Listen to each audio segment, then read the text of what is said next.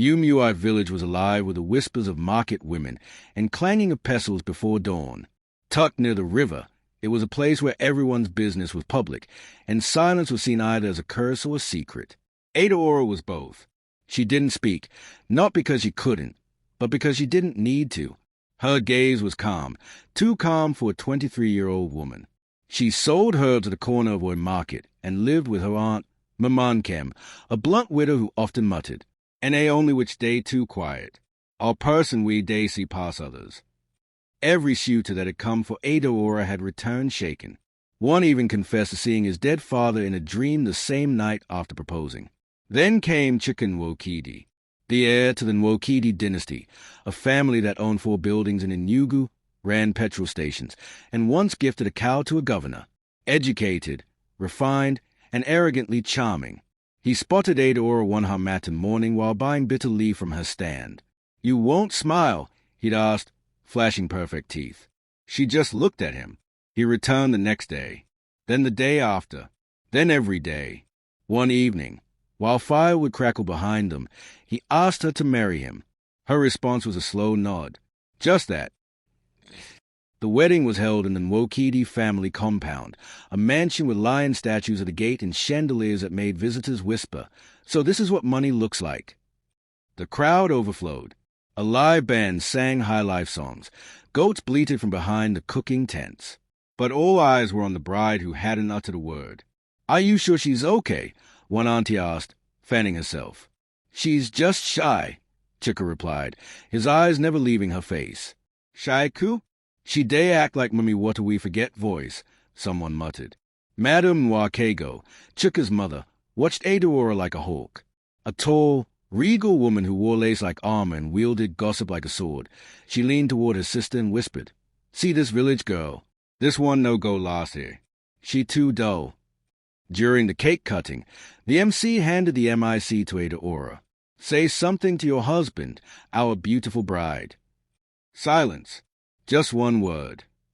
Adaora took the MIC, held it, then finally said, "I do." The crowd gasped. The MIC squeaked. Nwakego scoffed. All this drama for one small line. But Chuka beamed like he had won the lottery. Only a few noticed Adaora's aunt, Mamankem, standing at the edge of the compound, murmuring prayers. When Adaora arrived at the Nwokedi mansion, she was shown to a guest room, not the master bedroom. A clear message. Her sisters-in-law, Ngozi and Uju, barely greeted her. The housemaids avoided her eyes. The mansion had 5 bedrooms, 3 parlors, and corridors that echoed footsteps even when no one was walking. Adaora moved like water, quiet, observant, listening to what others did not say. That first night, she sat by the window, watching the moon. She noticed something strange. The mirrors in the hallway flickered. The air turned icy in one room, hot in another. A picture frame of Chika's late grandfather crashed to the floor. No wind. The next morning, she was blamed. "Your wife's presence is disturbing this house," Nwakego said sternly to Chika. He laughed. "Mummy, beg. I'm serious. Nwam. Since she entered this house, peace disappeared." Adaora said nothing. She just returned to her herbal bottles, arranging them carefully in the corner. Later that week, one of the younger maids approached Adaora. "Madam, beg, are you really from this world?" Adaora looked up slowly and smiled. "Are you?" The girl screamed and ran. Word spread. They began calling her names behind closed doors. Nwanyumuo, Oben's wife, the silent priestess. But Adaora just watched. Nwakego was done playing nice. She called for a family cleansing, a tradition done when new wives enter the family. But this one had modifications. She summoned Mama Yuzoamika, a notorious herbalist who once turned a cheating husband blind for 3 days. "Put something in the water," Nwakego ordered. "Something to block her womb." "You sure?" "She cannot carry the Nwokedi blood. That girl is a curse." The next morning, Adaora was told to bathe in the welcome water. They led her to the backyard shrine where a steaming clay pot sat over coals. Inside, leaves, ground cow bone, ashes from a snake skin, and a bitter charm wrapped in red cloth. She looked at the water, then back at them. Enter, Madame Yuzoamika commanded. Adaora removed her wrapper and stepped in. At first, nothing happened. Then she began humming, a soft, eerie hum that none of them recognized. The wind stopped, birds fled, and then the pot exploded.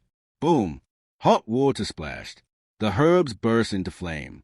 Everyone screamed and scattered. When the smoke cleared, Adaora stood still, completely dry.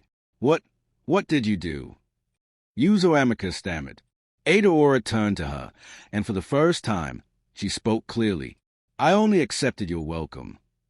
The family called for the local priest, Dibia Odenigbo, a respected man with eyes like storm clouds. He entered the house, his staff tapping the tiled floor. Nwakego explained everything. She didn't scream. She didn't shout. The water burst. "Something is wrong with her." "What did she hum?" he asked. "I don't know, but it sounded like a dirge. A spiritual cry." When they brought Adaora out, she wore a simple white wrapper, hair wet, face calm. Odenigbo narrowed his eyes. "Mwani, sing that tune again." Adaora looked at him. She hummed again, same haunting melody. Odenigbo's eyes widened. His staff fell from his hand. "Where did you hear this song?" "It came to me," she replied softly. He stepped back. "That song was last heard 80 years ago, sung by the great priestess Nemdi of Okija. She disappeared mysteriously. They say her bloodline vanished." "Maybe it didn't," Adaora said. Everyone turned to her. Odenigbo bowed slightly. "Whatever you are, child, you were sent. Be careful. This house carries blood." That night, no one slept. Madame Yuzoamika packed her things before dawn. The youngest maid refused to come downstairs. Even Nwakego, for the first time, locked her door and placed a Bible by her pillow. As for Adaora, she stood in the middle of the compound, watching the stars, barefoot on the cold concrete. She didn't speak. She didn't need to. The morning after Adaora's bath exploded, the Nwokidi household was tense. Madame Nwakego refused to eat. Chuka sat silently, drumming his fingers on the mahogany dining table. Even the always busy Ngozi and Uju moved through the house like mice. But it was Kaioma, the youngest maid, who cracked first. She was only 17, barely a year in the house, but loud and disrespectful. Abeg make Una no fear that mute girl. She day form spirit. "Nonsense," she boasted that morning while scrubbing the kitchen floor. The others warned her. "Lower your voice. She day hero." And so, Kaioma rolled her eyes. "N.A. human being she be. Abeg she get tail." Later that day, she crept into Adaora's room and took her wrapper from the chair. "Make I see wetting go happen," she sneered, tying it around her waist and giggling. By evening, Kaioma vanished. Gone. Nowhere to be found in the compound. Her bucket still in the bathroom. Her phone ringing on the floor. A search was launched. The gate man swore she never left. CCTV footage? Blacked out between 2:02 p.m. and 2:07 p.m., the exact time she was last seen. Her footprints in the backyard stopped at the garden wall. Nothing on the other side. That night, Adaora entered the sitting room where the family had gathered, murmuring in fear. She held the missing wrapper in her hand. Clean, untouched. She dropped it on the floor and walked out. Fear shifted into hatred. Nwakego gathered her daughters and hissed like a trapped python. "We've pampered her enough. She's using darkness to control my son. I don't care if she's a queen of the dead. She must leave." Uju, the eldest daughter, raised a brow. "But how? Mama? You saw what happened to Kaioma. Even the herbalist fled." Nwakego paced. Then she smiled. "If Juju can't touch her, we'll use men of God. Let's bring fire for fire." By nightfall, she had called Prophet Elijah Ayub, a controversial Lagos-based pastor who wore white suits, drove a Benz, and boasted of casting out 10 marine spirits from Lekki wives. He arrived 2 days later with 7 church members and a bottle of anointing oil the size of a wine bottle. "Where is she?" he asked, adjusting his sunglasses. They pointed upstairs. He marched up, oil in hand, chanting loudly, "Every spirit that is not of God, begin to shake now." I bind every strange woman sent to seduce destinies. Out! Out! He opened Adaora's door. She sat cross-legged on the bed, reading an old leather-bound book. The moment his eyes met hers, he froze. The oil bottle shattered. He dropped to his knees. I am sorry, he stammered. I didn't know. He crawled backward out of the room, eyes wide, lips trembling. He fled the house barefoot, abandoning his car and entourage. Madame Wakego fainted. The family was unraveling. Ngozi saw a snake slither through a wardrobe and vanish. Uju began waking up with scratch marks on her legs. The gate man heard footsteps circling his post at night. But none of it compared to what happened to Chika. It was a quiet Tuesday evening. The generator had just kicked in. Adaora was in the backyard grinding leaves in a stone bowl. Chika stepped outside to speak with her. He hadn't spoken to her much since the cleansing incident. He wasn't scared, but he was unsure. Ada, she looked up. What's happening here? She didn't answer. I feel like my own family is hiding something from me. Still, silence. Did you cause any of this? Adaora looked him straight in the eyes and whispered, Do you feel harmed? No, I just feel watched. Then you're safe. As she turned back to her herbs, Chika collapsed. He didn't faint. He dropped like a stone, convulsing, eyes rolling. Screams rang out. Maids scattered. Nwakego screamed louder than all. I knew it. She has finally struck my son down. They rushed him to the hospital. Doctors were baffled. No trauma, no illness, no neurological disorder. He just shut down, one doctor said. Adaora sat by his bed, unmoved. Madam, say something, the doctor pleaded. She finally whispered, He will wake when the moon weeps. That night, clouds gathered unnaturally over Enugu. It hadn't rained in 2 weeks. But exactly at 12 a.m., the skies broke open. Heavy rain, thunder like ancestral drums. The moon, full and bright seconds ago, disappeared behind the storm. Inside the hospital room, the ECG monitor began to beep irregularly. Chika's hand twitched. Then his eyes flew open. Ada, he whispered hoarsely. Adaora. Nurses rushed in. The family was cold. Celebration filled the corridor. But when Madame Wakego tried to hug him, Chika turned his face away. Where's Adaora? My son, rest first. Where is my wife? The rain stopped at exactly 12:30 a.m. The moon returned, glowing eerily behind the clouds. Back at home, Adaora sat in the parlor. A single lamp glowed above her. Her eyes were closed. Her lips were moving, but no sound escaped. No one dared speak to her. That night, Ngozi packed a bag and left for Lagos. A week after Chika's return, he began changing. He refused to attend family meetings. He no longer let his mother control his schedule. He started staying longer in Adaora's room, even when she said nothing to him. Nwakego was furious. She ordered Uju to clean out the ancestral hut, an old, locked structure behind the compound that had once belonged to Chika's grandfather. Maybe there's something in that hut that is making this girl stronger, she growled. Burn it, if necessary. But Adaora had already been there. One night, barefoot and glowing under moonlight, she slipped into the hut. Inside, covered in dust and spiderwebs, was a carved wooden chest with an Nwokidi symbol on it. Inside the chest, a journal, leather-bound and marked with dried blood, a lock of hair wrapped in old cloth, and a name list, yellowed and rotting. She read the journal. It spoke of sacrifices made by the Nwokidi ancestors, a powerful priestess betrayed and buried alive. Her spirit cursed the bloodline. From a seed, silence will rise and claim justice. Adaora touched the lock of hair. A sharp wind blew through the hut. Candles lit themselves.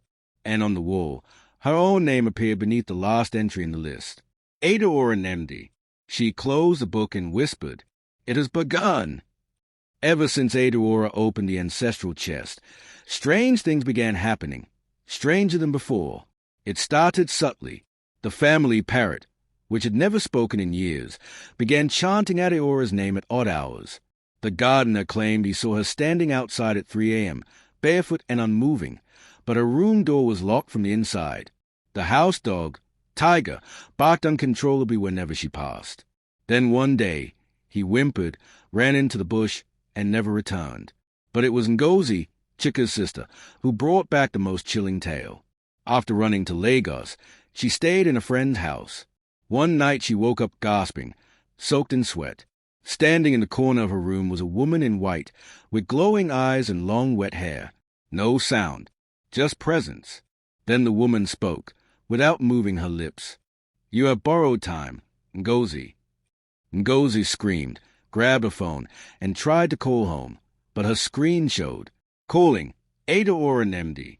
She smashed the phone and booked a one-way ticket back to Enugu.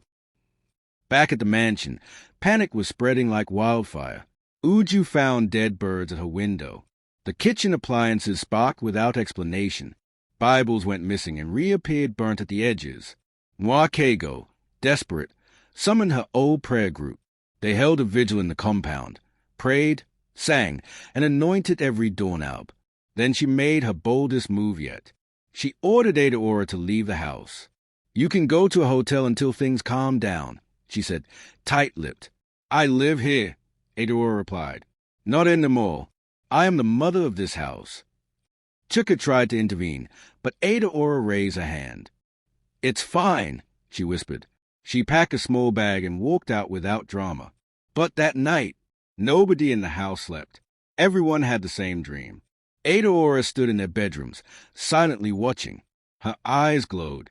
Her lips moved, but no words came. Madame Nwakego woke up screaming. She was standing over me. I couldn't breathe. Uju collapsed in the kitchen. Ngozi bit her tongue so hard in fear. She bled. They rushed outside to the compound, but found Adaora standing by the gate, untouched by the rain, her wrapper flowing unnaturally.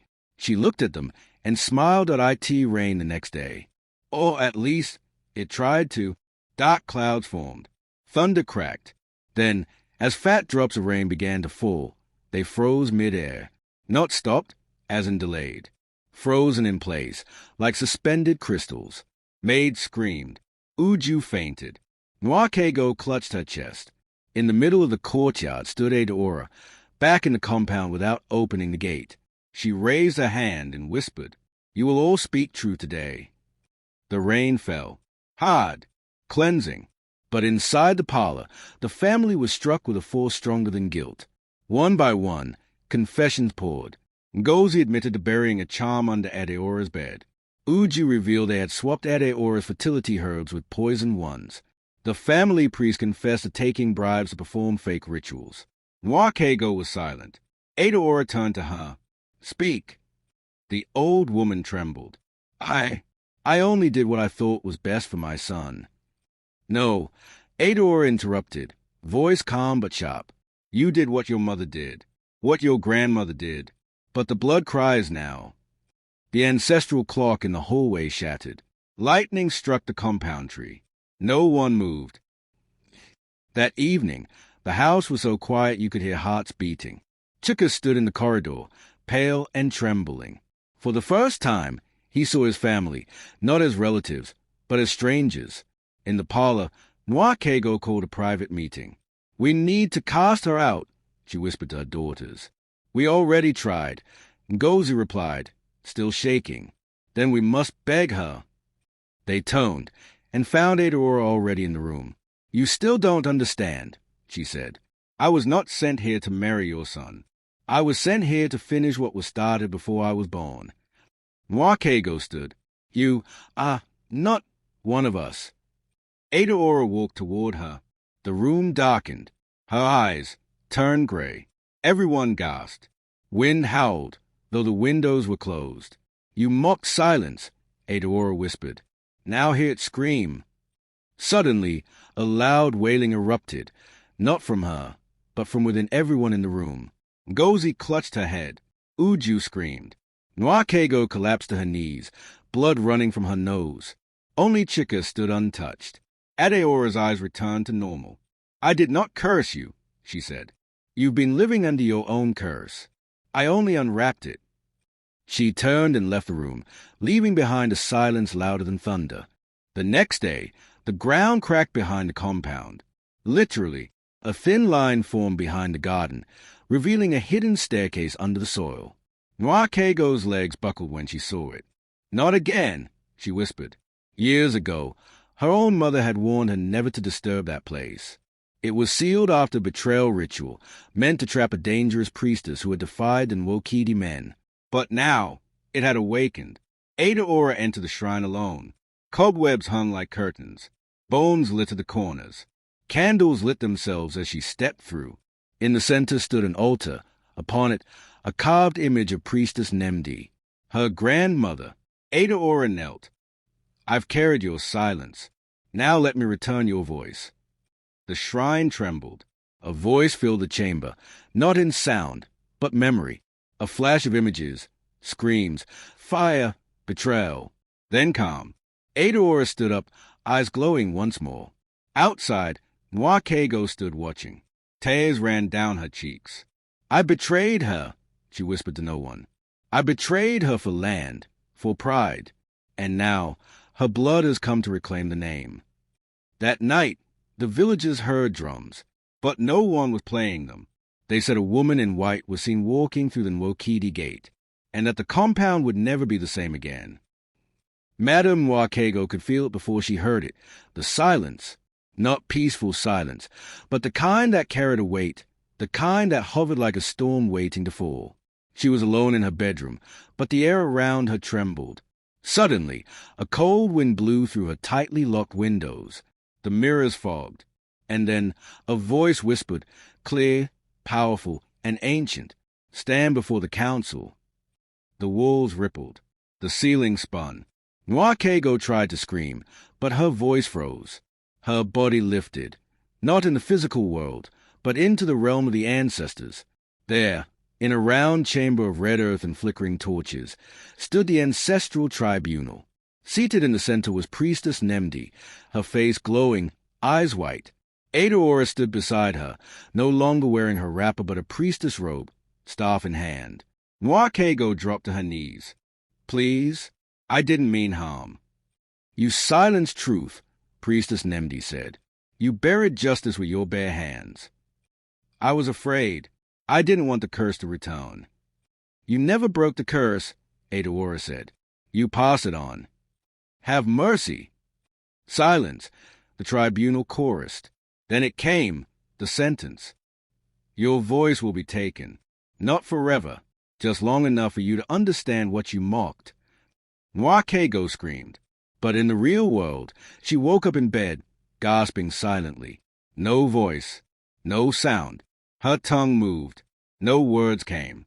Her daughters found her crawling on the floor, mouthing prayers that would never be heard. For the first time since the event began, the entire village gathered, not out of fear, but out of awe. The Nwokedi compound was now a place of whispers. Pilgrims arrived to pray near the shrine. Children peeked over the walls, hoping to see the mysterious Adaora. Then, on the 7th day, she called a gathering. From elders to youths, from farmers to chiefs, everyone came. She stood in front of the old family tree, a white cloth draped across her shoulders, her hair braided with beads of coral and clay. And then she spoke. "Your ancestors watched you bury truth. But now, truth stands tall. They mocked me when I entered this house. They called me a dumb village girl, a witch, a snake. But it wasn't my silence that harmed them. It was theirs. For generations, you buried daughters to protect pride. You hid evil behind titles. But I carry the voice of those you silenced." Gasps echoed. Mothers cried. Fathers bowed. Then she turned to the elders. "From today, no bride shall be poisoned. No woman shall be forced to bathe in charms. If you continue, this land will bleed from within." And with that, she walked away, the crowd parting like the Red Sea. Weeks passed. Noir Kago slowly began to speak again, but her voice was no longer sharp. It was shaky, soft, a reminder. Ngozi and Uju left the mansion for good. Chuka resigned from his job, started farming, and joined Adaora in her herbal practice. People from far and wide came to seek her wisdom, not because she spoke loudly, but because when she did, it was unforgettable. At the compound gate, the lion statues were repainted, not gold, but white. In the center of the garden, a stone was placed. In silence, she rose. In silence, she ruled. Children told stories of her. Women sang her name in lullabies. And Adaora, she watched the sky often, spoke little, listened more, because she knew silence wasn't weakness. It was waiting. And when it finally spoke, it changed everything.